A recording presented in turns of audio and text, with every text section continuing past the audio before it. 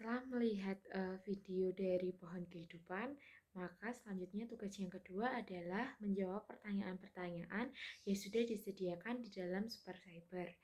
Yang pertama, silakan mahasiswa mencari bahan referensi pustaka mengenai makna martabat kemanusiaan sesuai agama dan keyakinan kalian masing-masing.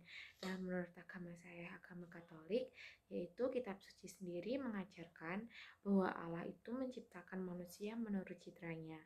Sehingga citra Allah ia mampu mengenal dan mengasihi penciptanya. Oleh Allah, manusia ditetapkan sebagai tuan atas semua makhluk di dunia ini berdasarkan dengan Kejadian bab 1 ayat 26. Nah, untuk menguasainya dan menggunakannya sambil meluhurkan Allah. Karena citra dengan Allah, manusia menduduki tempat yang paling istimewa dalam tata penciptaan. Dalam kodratnya, bersatulah dunia rohani dan jasmani, manusia memiliki martabat sebagai pribadi. Ia bukan sesuatu melainkan seseorang. Ia mampu mengenal diri sendiri, menjadi tuan atas dirinya, mengabdikan diri dalam kebebasan dan hidup dalam kebersamaan dengan orang lain. Karena rahmat ia sudah dipanggil ke dalam perjanjian dengan penciptanya untuk memberi kepadanya jawaban iman dan cinta yang tidak dapat diberitahukan suatu makhluk lain sebagai penggantinya. Satu-satunya makhluk yang memiliki martabat adalah manusia.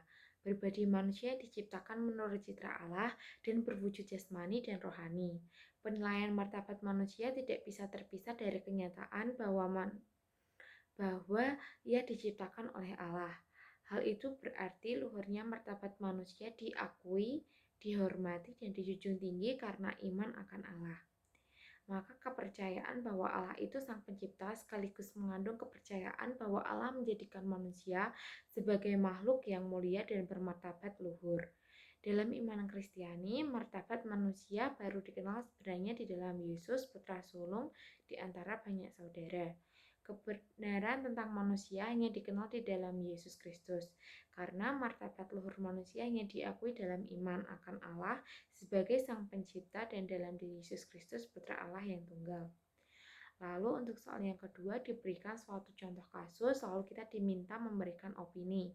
Nah, menurut opini atau pendapat saya mengenai kasus yang sudah diberikan yaitu sepasang kekasih tersebut memang sangat salah karena melakukan hubungan di luar adanya ikatan pernikahan. Bukan hal yang baik dan sama sekali bukan hal yang patut untuk dijadikan contoh. Sebagai anak Tuhan, seharusnya jika kita berpacaran, maka menurut saya harus mempengaruhi hal yang baik satu sama lain dan semakin mendekatkan kita kepada Tuhan, bukan justru melakukan hubungan yang terlarang. Namun ada satu pembelajaran yang menurut saya sangat penting, yaitu berani mempertanggungjawabkan apa yang sudah mereka perbuat, berlandaskan ajaran agama yang dilarang untuk membunuh.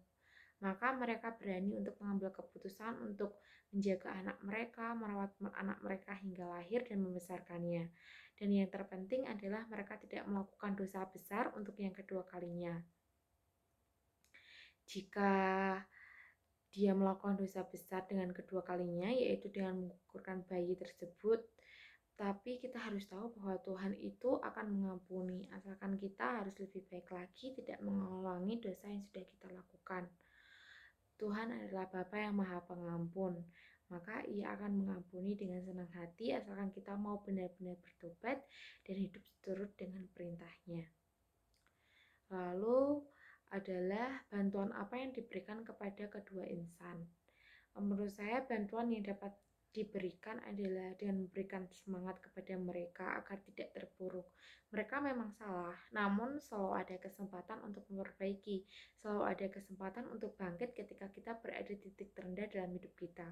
Meyakinkan mereka bahwa semua akan baik selagi kita berjalan dalam jalan Tuhan dan selalu mengingatkan untuk mengandalkan Tuhan dalam segala hal yang terjadi dalam kehidupan kita. Lalu yang terakhir adalah ditanya mengenai pendapat kita dengan kejadian dialami oleh mahasiswa dan mahasiswi ini yang berhubungan dengan menjelaskan martabat manusia dan alasan mengapa manusia dipanggil Tuhan untuk memelihara dan melestarikan ciptaan. Menurut saya, seperti yang diajarkan dalam agama saya sendiri, bahwa manusia adalah makhluk yang sejahtera dengan Tuhan. Makhluk yang memiliki akal dan budi, bahkan satu-satunya makhluk yang memiliki hal tersebut. Manusia diberi anugerah untuk dapat berpikir, Berdasarkan hal tersebut, maka menurut saya sepasang kekasih itu mungkin salah. Ia tetap menjaga atau memberikan hak martabat kepada anak mereka untuk tetap hidup. Mereka tetap bisa berpikir bahwa membunuh itu tidak boleh. Membunuh itu dilarang dalam ajaran agama. Mereka rawat hingga lahir serta mereka besarkan seperti perintah Tuhan supaya kita beranak cucu. Namun mungkin awal kisah mereka yang salah. Namun mereka mampu menutup kesalahan tersebut dengan perbuatan baik yang Tuhan ajarkan untuk tidak membunuh namun merawat serta menjaganya. Demikian video dari saya. Maaf bila ada kesalahan kata ataupun pengucapan dan terima kasih.